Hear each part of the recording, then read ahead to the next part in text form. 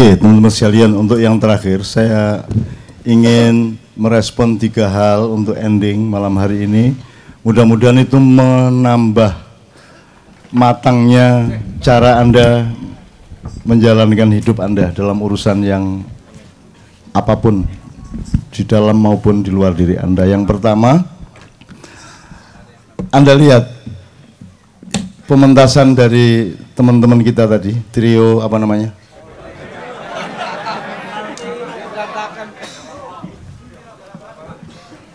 Jadi saya kemarin dikasih tahu oleh Sabrang, jadi yang ditawarkan Ma'iyah itu bukan data, bukan materi ilmu, yang nomor 1 bukan itu. Bukan tafsirnya, bukan cara berpikirnya yang nomor 1, tapi keseimbangan antara semua itu. Hidup itu adalah balance. Anda baca surat Ar-Rahman, juz 27. Jadi misalnya Anda, kalau ini tadi pentas kesenian, maka orang yang nonton pentas kesenian, dia hanya punya 1 poin, yaitu enak apa tidak, bagus apa tidak, aransemennya oke apa enggak, kan begitu. Tapi kalau di Kenduri Cinta, ada keseimbangan antara faktor A, faktor B, faktor C, dan lain sebagainya. Jadi semuanya menjadi sangat indah karena Anda orang yang punya keseimbangan hidup. Anda tidak menuntut mereka. Misalnya gitarnya, sulingnya, nyanyinya, segala macam, Anda tidak menuntut secara estetik, artistik sampai tingkat yang sebagaimana orang berkesenian. Karena Anda punya faktor yang lain yang menyeimbangkan diri Anda, yaitu Anda punya cinta, rasa untuk menikmati semua yang kita alami ini bersama-sama, simpati, kemanusiaan, rasa memiliki kenduri cinta, dan lain sebagainya. Itu yang namanya keseimbangan. Jadi saya kira kunci yang utama adalah jangan sampai kehilangan keseimbangan hidup. Artinya jangan melihat orang dari depan saja, dari belakang saja, atau dari samping saja, dari atas saja, atau dari bawah saja. Anda harus melihat hidup ini sebagai sebuah keseluruhan, sehingga Anda tetap berada pada titik imbang. Itu kira-kira gitu ilmunya. Nggak usah difahami sekarang, tapi ingat aja bahwa harus berada pada titik imbang, titik mizan dalam hidup Anda. Mengalami apa saja. Kalau Anda rugi dagang, terus Anda hanya punya kerugian dagang, Anda akan hancur. Tapi Anda harus punya kesadaran tentang dimensi-dimensi yang lain di luar kerugian itu, maka Anda menemukan titik imbang kembali.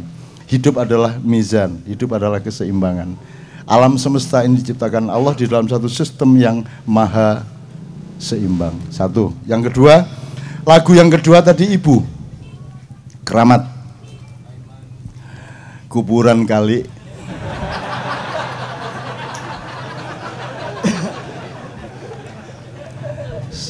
Senang sekali saya. Gini, ilmunya begini, kalau Anda ditanya, ada kalimat al-jannatu tahta aqdamil ummahat, surga itu terletak di bawah kaki ibu.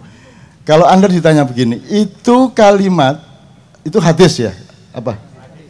Itu hadis untuk ibu apa untuk anaknya? Jawabnya gimana? Coba, untuk anak, terus untuk ibu. Boleh saya minta jawaban, kenapa untuk anak? Supaya anak lebih berbakti sama ibu. Supaya lebih berhati-hati berbakti. Berbakti. Oke, sip. Kenapa untuk ibu? Setiap ibu harus menciptakan surga bagi anaknya. Sip, tepuk tangan. Oke. Sekarang yang benar yang untuk anak apa untuk ibu? Itu yang namanya titik imbang. Nah, definisinya sederhana. Kalau Anda seorang anak, maka hadis itu untuk ibu, untuk kepentingan ibu. Kalau Anda seorang ibu, hadis itu untuk kepentingan anak. Kan sederhana toh? Selama ini dalam cara kita berilmu modern, royoan. Yang benar itu untuk ibu atau yang benar untuk anak. Di Ma'iyah cara berpikirnya tidak begitu, mencari titik imbang. Kalau Anda seorang anak, setiap ayat Allah, hadis Rasulullah itu untuk kepentingan ibumu. Kalau Anda ibu untuk kepentingan anakmu, kan begitu. Ibu saya sendiri menafsirkan karena dia ibu itu untuk kepentingan anak. Jadi surga di bawah telapak kaki ibu itu terapannya pada ibu adalah jangan sampai ibu punya pikiran buruk kepada anaknya, jangan sampai keluar terbersit kutukan atau doa yang buruk kepada anaknya, karena sedikit saja ibunya marah, mangkel, dan negatif pikirannya maka akan berakibat buruk pada anaknya. Demikian juga anak harus diterapkan itu untuk kepentingan ibu. Begitu tidak hanya anak sama ibu, ya anak sama bapak, bapak sama ibu, individu sama masyarakat, masyarakat sama individu, negara sama rakyat, rakyat sama negara. Kalau kita punya titik imbang di segala urusan, maka itu yang namanya baldatun thayyibatun warabbun ghafur.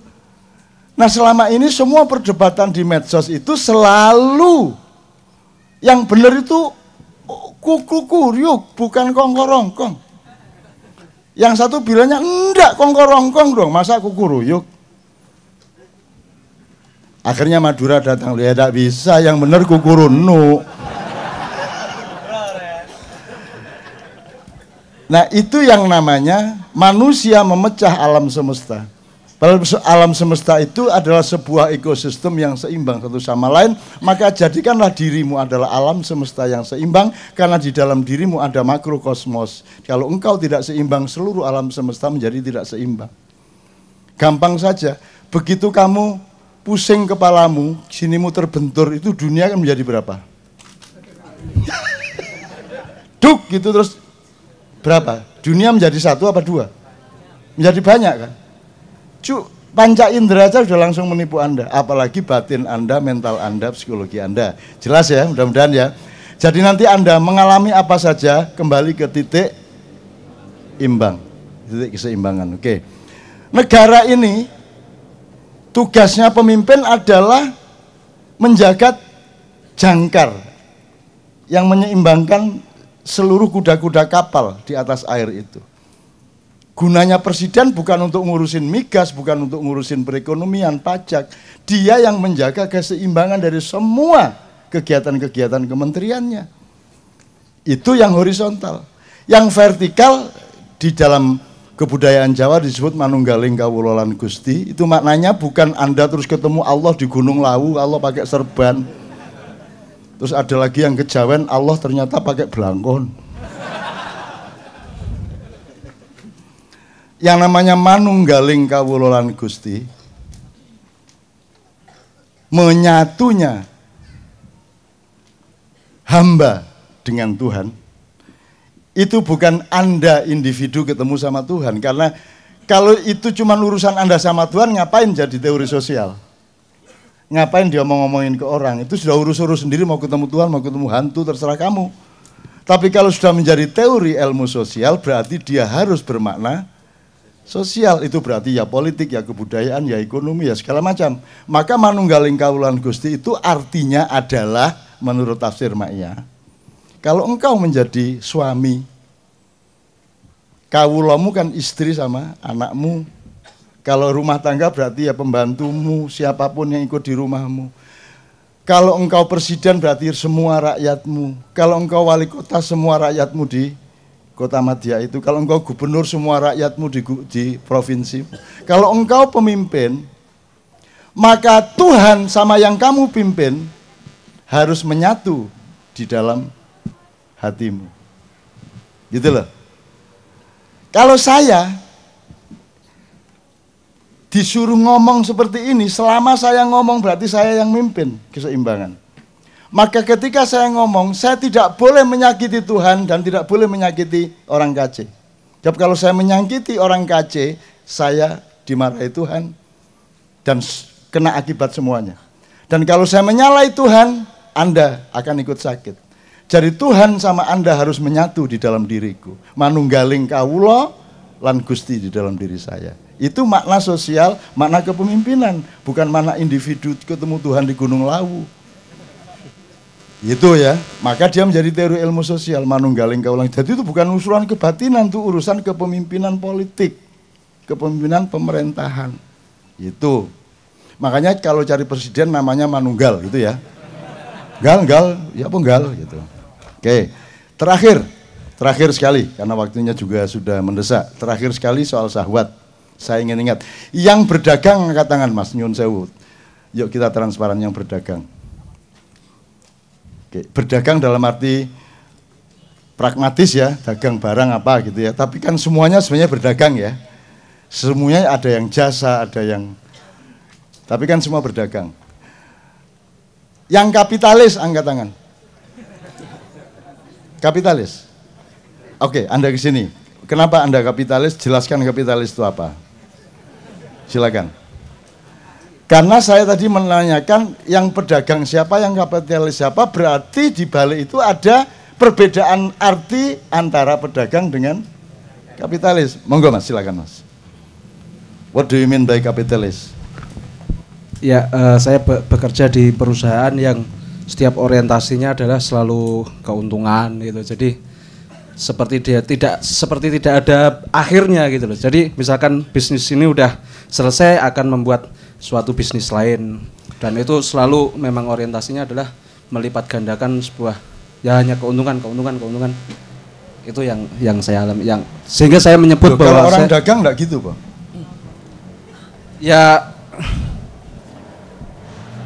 mungkin ada juga, maksudnya yang menyebab kapitalis mungkin juga di hatinya ya mungkin. Tapi saya sudah melihat bahwa perusahaan saya ini kapitalis gitu loh. Tapi kalau ada pedagang individu. Andanya apa perusahaannya?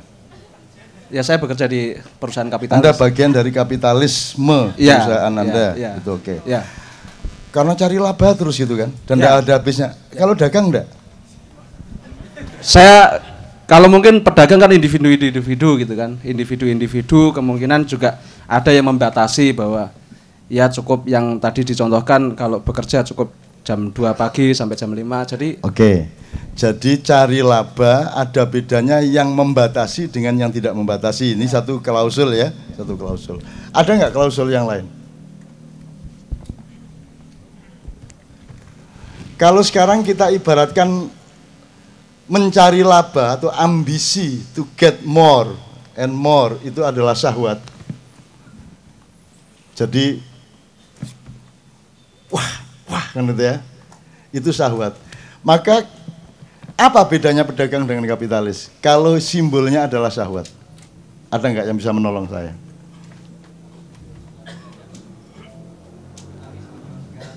Ya. Kapitalis menjual segalanya, kalau pedagang? Kalau pedagang yang menjual hal-hal tertentu yang memang layak dijual. Kalau kapitalis apa saja dikapitalkan, dikomoditaskan, dijual, gitu kan? Nah, tepuk tangan untuk dia. Kalau digambarkan dengan karikatur syahwat, setiap manusia itu pedagang. Apakah dagang barang, dagang jasa, gitu kan ya? Tapi dia punya mekanisme seakan-akan dagang atau benar-benar dagang, tapi pokoknya konteksnya dagang. Itu ibarat manusia yang punya syahwat. Semua manusia punya syahwat, jadi dagang itu tidak ada masalah. Rasulullah juga berdagang, tapi Rasulullah bukan kapitalis. Dia juga benar sebenarnya cara berpikirnya benar. Jadi ibaratnya manusia itu semua pedagang. Sama Allah pun Anda membeli surga dengan sholatmu, dengan kelakuan baikmu, betul enggak?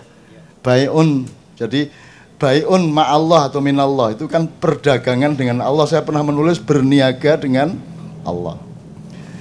Sekarang kalau kita karikaturkan, manusia dengan syahwatnya, dengan kelaminnya itu ibarat manusia dengan keperluan dagangnya. Sebab kalau dia tidak dagang, kalau dia tidak menggunakan syahwatnya, tidak punya anak. Jadi berhenti peradaban, berhenti populasi, hidup berhenti juga. Kan harus punya anak, kan harus ada laba, harus ada pendapatan. Maka cari pendapatan, cari laba itu wajar. Ya ada bedanya orang yang kelaminnya gede banget, ada yang terus pengen terus, ada yang ya sekali-sekali, ada yang rutin seminggu 30 kali. Tapi pokoknya itu ada variabel dan ada gradasinya ya. Manusia dengan syahwatnya. Kalau kapitalis itu seluruh badannya adalah kelamin. Jelas ya? Jelas ya Mas? Setuju nggak? Jadi apa saja itu dijual. Kalau Ramadan jualan agama. Betul nggak? Kalau Natal jualan Kristen. Kan gitu kan? Apa saja dijual. Apa saja. Pokoknya nalurinya jualan. Ketemu ayat ingin menjual. Ketemu apa saja dijual. Itu artinya kalau digambar itu ya kepalanya kepala kelamin. Nah, tolong yang pinter gambar besok ya digambar yang satunya manusia biasa dengan kelaminnya, yang satu seluruh badannya adalah kelamin. Saya kira itu sangat jelas menggambarkan. Nah, kapitalisme yang Anda gambarkan kan itu kan. Apa saja, pokoknya tidak ada batasnya kan begitu. Iya. Nah, jelas sekarang. Arahnya seperti itu. Mulai besok Anda begitu ketemu direktur Anda keheran. Iki kok tekan ndukur sampai nisor peli kabeh. Sudah. Jamuring-muring ya Mas ya, kadang ngomong Jawa Timur rek. Besok Anda kalau sudah makrifat gitu. Iki kok bentuknya ndase kok ngene ya. Gitu Mas ya. Jadi sekarang mulai sekarang Anda mencoba mengamati dengan metode ini bedanya dagang dengan kapitalisme. Yang menjajah kita bersama adalah kapitalisme yang maniak dan total dan tidak ada batasnya. Dengan modal sekecil-kecilnya, untung sebesar-besarnya, kurang ajar itu. Kalau perlu tidak perlu modal tuh, yang sekecil-kecilnya kok. Maka kalau diterusin tidak usah modal tapi laba. Ya nang ngono ngerampok ae wis gak angel-angel wis. Jadi teori kelamin, bukan teori ekonomi itu. Teori kelamin. Jadi pokoknya hanya ada kelamin. Bisa menggambarkan ya Mas ya? Oke, mudah-mudahan dengan ini syahwat ini jelas. Jadi syahwat itu enggak masalah. Cuman kalau seluruh manusianya adalah syahwat, nah baru dunia hancur lebur kan begitu. Oke, teman-teman sekalian, saya tanya kepada Fahmi dan teman-teman, ini waktu sudah habis. Kalau masih ada pertanyaan boleh 2 orang singkat. Setelah itu kita berdiri bersama, kita berdoa, kemudian karena hari raya saya diminta Mas Gandhi untuk enggak apa-apa malam hari ini kita salaman tapi tertib. Silakan 2 orang. 1 Mas. Ya. Assalamualaikum warahmatullahi wabarakatuh. Nama saya Imam Bukhari. Abah Nun, yang ingin saya tanyakan adalah dari nafsu itu yang pernah saya baca dan ketahui ada nafsu mutmainnah, nafsu mulhimah, nafsu amarah, sama nafsu alwamah. Nah itu, ya benar ya. Mohon dikoreksi kalau misalkan ada yang keliru. Nah itu bagaimana cara kita untuk bisa mencapai titik seimbang dalam setiap proses yang kita jalani dalam hidup. Itu aja, Mbah Nun. Iya, sangat bagus. Assalamualaikum warahmatullahi wabarakatuh. Waalaikumsalam warahmatullahi wabarakatuh. Terakhir 2 orang. Ya.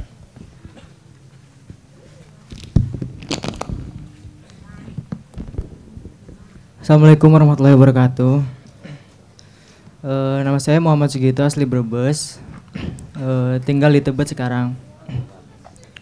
Saya sekedar mau sharing bentar ya, sedikit tentang pencarian kemarin di selama bulan Ramadan itu, tentang yang Cak Nun tadi bilang masalah di kehidupan abadi atau kehidupan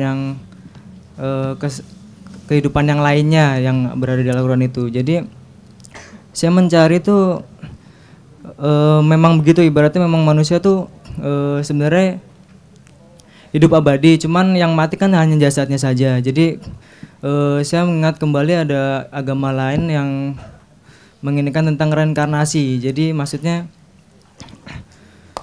kita yang mati hanya tubuh ini. Nah jiwa kita, saya berpikir ini jiwa kita kemana gitu kan. Ibaratnya kan manusia juga diciptakan sebagai khalifah di bumi. Jadi maksudnya pensejahtera bumi atau pengurus-ngurus bumi. Jadi ya ujung-ujungnya di bumi juga menurut saya gitu. Nah jadi pencarian saya tuh setelah kita mati jasadnya, nah jiwa kita akan kembali ke bumi lagi dengan tubuh yang lain, peran yang lain. Nah, yang jadi pertanyaan saya itu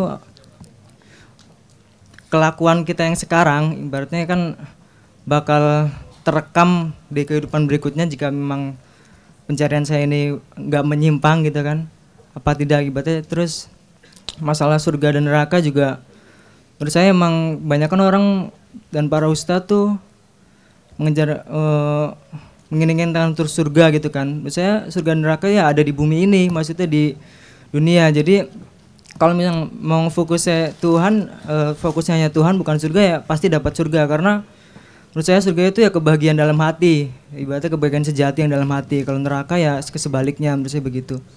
Udah, mohon tanggapannya singkat. Terima kasih. Oke, teman-teman sekalian, gini. Yang pertama, ini untuk membenahi, jadi kata nafsu dalam bahasa Arab itu beda dengan nafsu dalam bahasa Indonesia. Jadi kalau tadi nafsu mutmainnah, lawamah dan seterusnya itu bukan nafsu dalam bahasa Indonesia, tapi an-nafs dalam bahasa Arab itu artinya diri. Diri mutmainnah, diri lawamah gitu ya, diri. Jadi nafsi-nafsi itu artinya ijen-ijen, dewe-dewe. Jadi kullu nafsin dha'iqatul maut itu bukan setiap nafsu terlibat kematian, tidak setiap diri. Jadi nafs atau nafsu, nafsun dalam bahasa Arab artinya diri. Nah, jadi bukan syahwat mutmainnah, mutmainnah kok syahwat kok mutmainnah. Lah nggandol ngene kan. Ini ya opo arek-arek.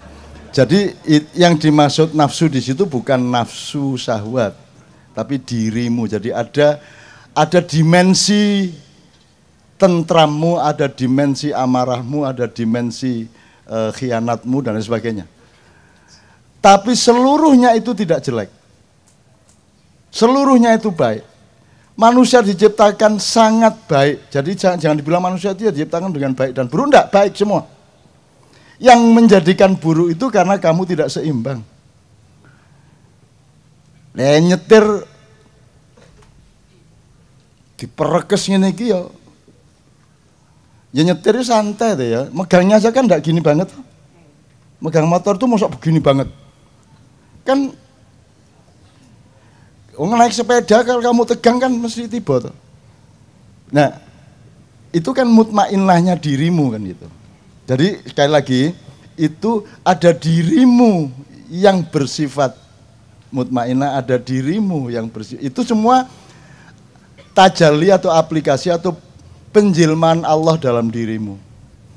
Allah maha luas, maha tidak terbatas, tetapi Allah meminjamkan beberapa potensi itu yang disebut 4 itu di dalam dirimu. Nah, itu tidak sama dengan syahwat. Syahwat itu artinya ya birahi, syahwat itu artinya keinginan seksual. Tetapi kemudian dikonotasikan ada syahwat politik, ada syahwat ekonomi, itu konotasi, tapi kalau denotasinya syahwat itu ya seks. Kan begitu. Nah, seks tadi kita konotasikan, syahwat kita konotasikan sebagai keinginan untuk laba sebanyak-banyaknya, sedemikian rupa sehingga semuanya mau dibikin laba. Sodakoh saja cari laba coba. Coba. Sodakoh cari laba coba. Gimana coba? Walatamnun tastakthir. Dan jangan memberikan sesuatu dengan mengharapkan sesuatu yang lebih besar dari yang kamu berikan. Itu rumus baku. Walatamnun tastakthir. Jangan memberikan sesuatu dengan mengharapkan lebih banyak menerima sesuatu dibanding yang kamu berikan. Jadi kalau memberi titik. Ngasih titik, enggak usah supaya, enggak usah. Ini loh, koma ini loh. Ya saya ngundang anak yatim supaya. Ya saya nyumbang masjid agar supaya ya saya mengadakan sholat duha bersama dalam rangka, kan gitu. Kakean dalam rangka, wes sembayang titik. Kamu meniduri istrimu supaya puyang, nggak usah, tiduri saja. Emang kamu bisa bikin anak? Kan nggak bisa. Bisamu ya tidur sama istrimu, nikmati udah sampai Allahu Akbar. Masa astagfirullah, gak cocok. Yang cocok ya Allahu Akbar. Asal Anda suami istri, Allahu Akbar itu indah betul. Ini mesti praktek arah-arah enggak. Mas, kapan Allahu Akbar, Mas? Mas arah-arah. Dapat kode sekarang. Dadi engko bojone lagi ngetik terus sing wedok liwat Allahu Akbar.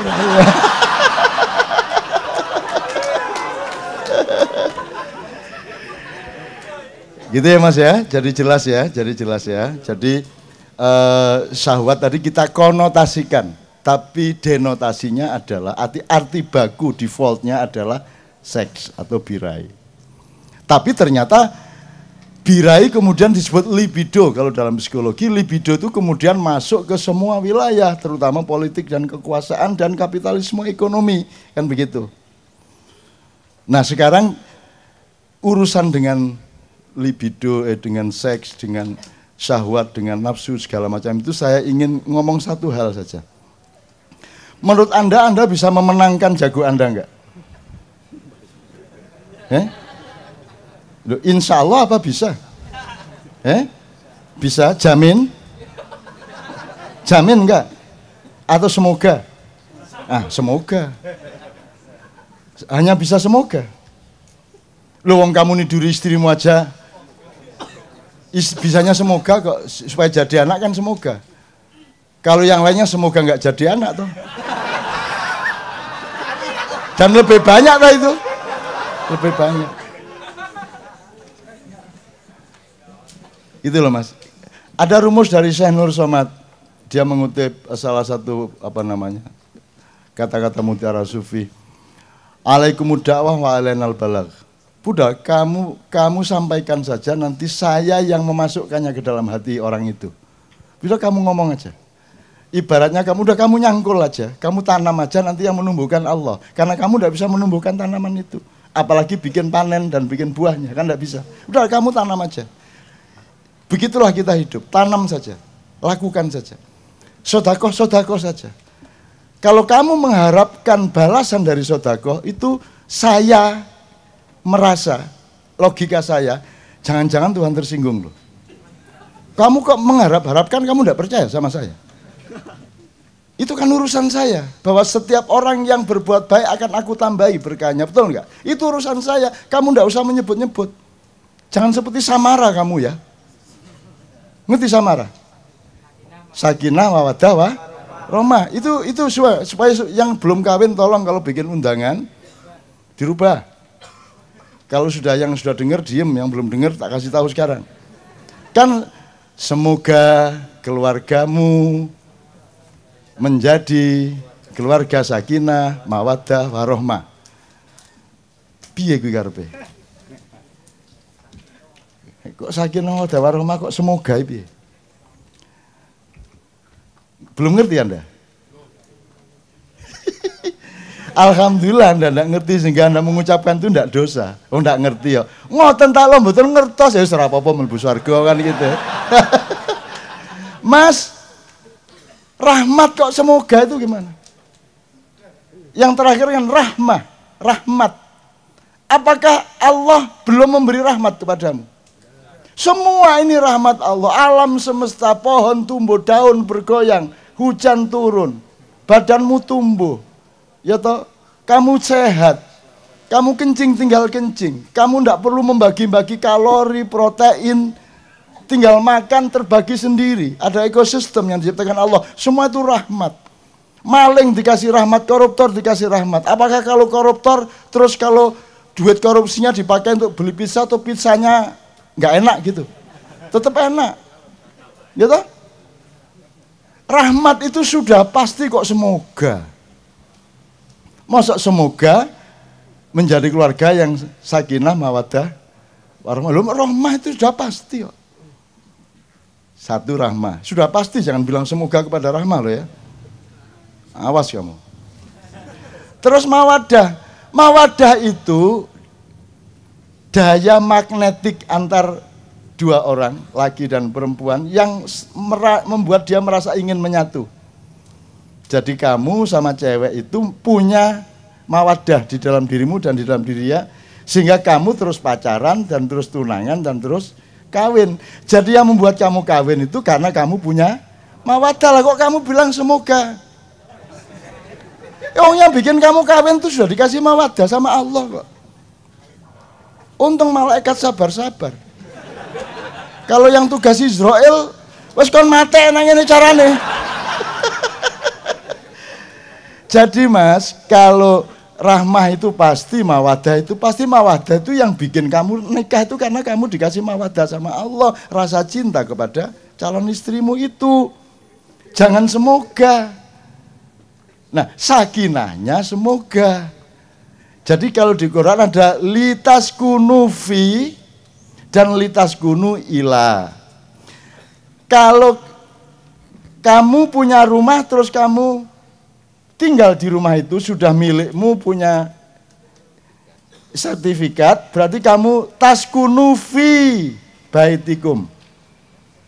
Kamu tinggal di rumahmu, sudah mapan, titik. Tapi kalau taskunu ila, jadi kalau ke istri itu ilah, bukan fi. Fi-ne ya pas bengi ku tok fi. Tapi kalau sehari-harimu dengan istrimu itu litaskunu ilah. Kamu memperjuangkan terus-menerus supaya sakinah. Ya, uang kurang ndak apa-apa, istrimu sabar sehingga tetap sakinah. Kok kamu pulang istrimu bedudut, sakinahnya modon. Pagi-pagi istri bedudut, sore suaminya juga ikut mangkel, tapi begitu jam 11 malam sakinah meneh. Pagi bertengkar lagi, jam 11 bengi arek turu sakinah meneh. Sampai akhirnya anaknya merhatiin, iki bapak ibu iki angger awan iki gelut, tapi nek bengi kok sakinah terus iki. Akhirnya takon, Pak, suatu hari ternyata jam 11 malam tetap bertengkar bapak ibu itu. Anaknya takon, Pak, nyun sewu nggih, biasanya sampean mari gelut sedino jam 11 bengi wis sakinah. Terus dari bapak, alati wis gak kena rek. Wis gak iso gawe nyakinah iki sampean. Ya lah istilah iki. Dik tak nyakinah ya dik, ini ya. Wah murid sing gagak, tapi kan indah toh mak, indah toh. Masa kamu sama istrimu kan tidak punya variasi keindahan, masa papa sama mama? Nggak apa-apa, papa sama mama kadang-kadang ngedul karo yem gitu loh. Kan pohon divariasi lah, sama suami istri itu harus penuh variasi. Kadang-kadang pakai rok, kadang-kadang pakai jarit, kadang-kadang pakai sarung, kadang-kadang kain tok, kadang-kadang benang tok. Kadang-kadang dolek kelaras godong itu didelek kene. Dek Hawa kan karepe Siti Hawa. Lah belum ada industri kain ya toh. Jadi Ibu Hawa masih pakai kelaras itu. Dek Hawa, jadi waktu malam itu manggilnya Mas Adam. Iya Dek Hawa. Loh kalau Anda tidak punya kemesraan itu untuk apa hidup di dunia ini gitu ya? Oke. Sudah jelas ya Mas ya, sudah ya jawabannya ya, oke ya. Jadi litaskunu ilaiha. Jadi kalimatnya adalah selamat menunaikan hidup baru, semoga dengan mawaddah warahmah dari Allah hidupmu sakinah, atau dengan mawaddah dan rahmah dari Allah semoga hidup kalian sakinah. Ngono kalimatnya rek. Cuman selama ini keliru ndak apa-apa. Wong ndak tahu kok. Lu enak tadi maknya itu, enggak ngafir no enggak. Dan tidak ada kafir itu enggak ada. Enggak ada muslim itu enggak ada. Kafir titik. Kamu muslim? Jangan manduk dulu. Karena tidak ada muslim titik, kafir titik. Yang ada muslim koma. Kafir koma. Misalnya gini, kafir itu ingkar. Muslim itu patuh misalnya gitu ya. Nah, kamu orang yang patuh, nang sapa betul nggak? Kamu patuh ya, saya patuh kepada orang tua, tapi saya tidak patuh kepada Pak Lurah. Jadi saya muslim kepada Bapak Ibu, tapi aku kafir kepada Lurah. Bener nggak? Betul nggak? Jadi ndak ono kafir titik, muslim titik, gak ono. Jadi Anda sekarang kemana-mana kalau ditanya kamu muslim, kafir.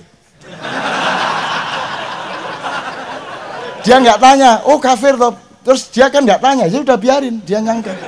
Lah salahnya nggak tanya.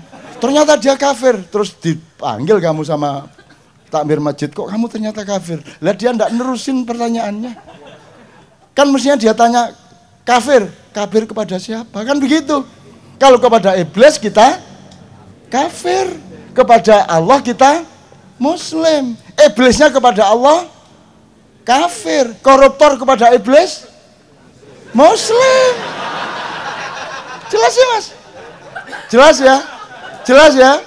Jadi kalau ada orang mengkafir-kafirkan itu, kamu ketawa sekarang. Maaf ya, itu titik apa koma? Ngono dah? Apa maksudnya kan gitu ya? Nah gitu. Udah tinggal kamu godain sekarang, ya toh? Enggak ono kok kafir titik, musyrik titik, muslim titik, enggak ada. Harus ke siapa dulu, kepada siapa dulu, terhadap siapa dulu gitu. Kamu cinta? Koma toh? Kalau suamimu tanya atau istrimu tanya, Mas cinta? Sing lengkap. Mas cinta nang aku lak ngono nek Mas cinta, dia jawab iya. Tapi karepe nang tonggo. Ya, jelas ya Mas ya? Mudah-mudahan pembelajaran ini menyegarkan dan membuat Anda enteng melihat segala sesuatu dan tidak mudah tersinggung, tidak mudah marah, dan Anda bisa menjadi titik tengah untuk mendamaikan semua orang. Amin ya rabbal alamin.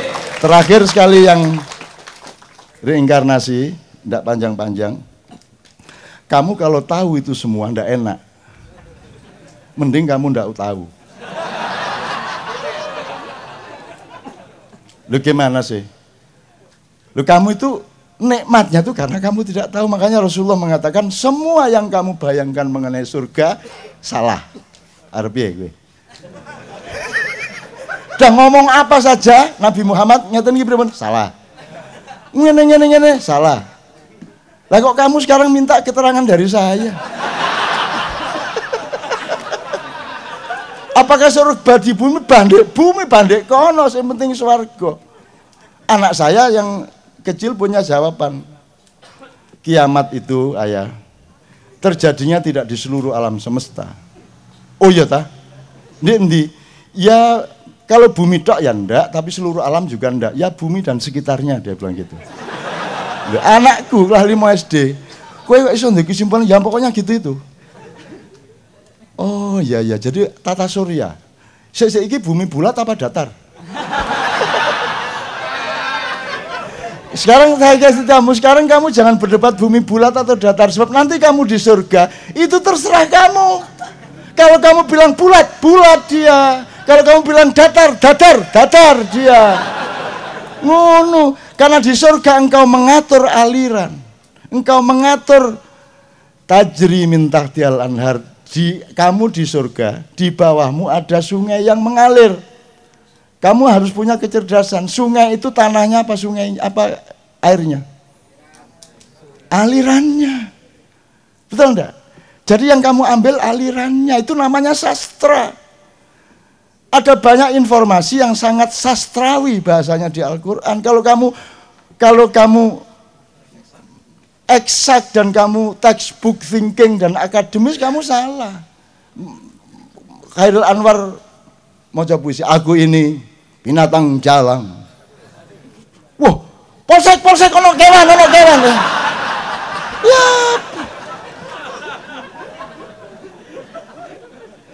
Itu sastra, Mas, sastra. Sastra. Dan Anda harus tahu bedanya ayat Allah yang sastrawi dan yang sifatnya hukum, yang sifatnya diskusi, yang intelektual, semua dimensinya berbeda-beda. Kalau mau gampang gini loh. Kenapa sih kamu tuh pusing soal bumi ini atau bukan, surga nanti ya ini dan seterusnya itu ngapain? Terus jiwa kita, badan kita nanti hancur, terus jiwa kita ke kehidupan berikutnya. Terus kehidupan yang lain. Kok bisa ngomong yang lain tuh karepmu ya apa?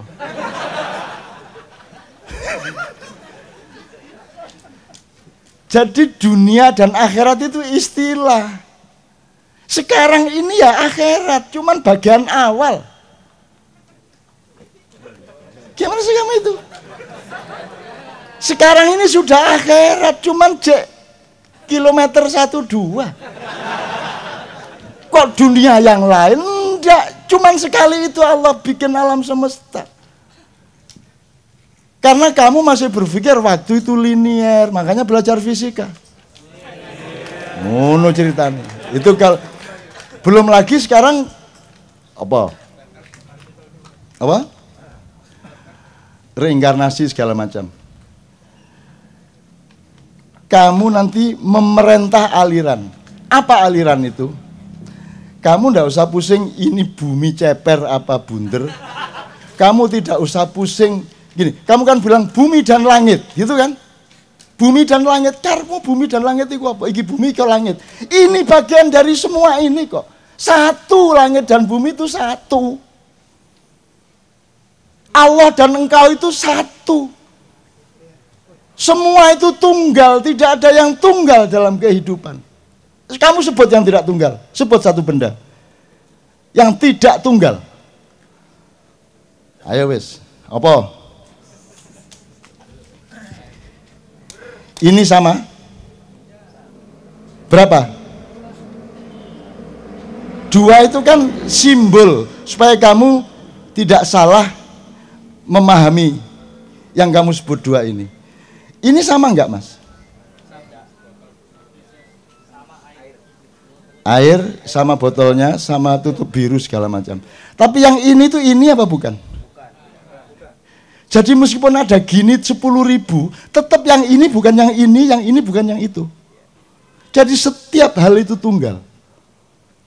Setiap hal itu tunggal. Maka kamu jangan mau di brainwash, jangan mau dijadikan yang bukan dirimu. Engkau adalah dirimu dan Allah menjadikan dirimu adalah dirimu. Kamu jangan terlalu gampang diatur-atur, dicetak-cetak oleh informasi di IT maupun di pendidikan. Jadilah dirimu, temukanlah dirimu supaya engkau ketemu Tuhan. Terakhir sekali untuk soal surga itu di bumi atau bukan itu ngene loh, Mas. Ngene ya. Kamu itu mosok tanya.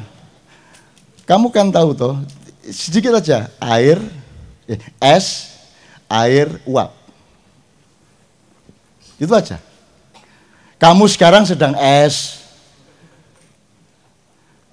Terus kemudian kamu kena neraka jadi cair. Di neraka terlalu lama menguap. Saya tanya, kamu padat apa cair apa uap?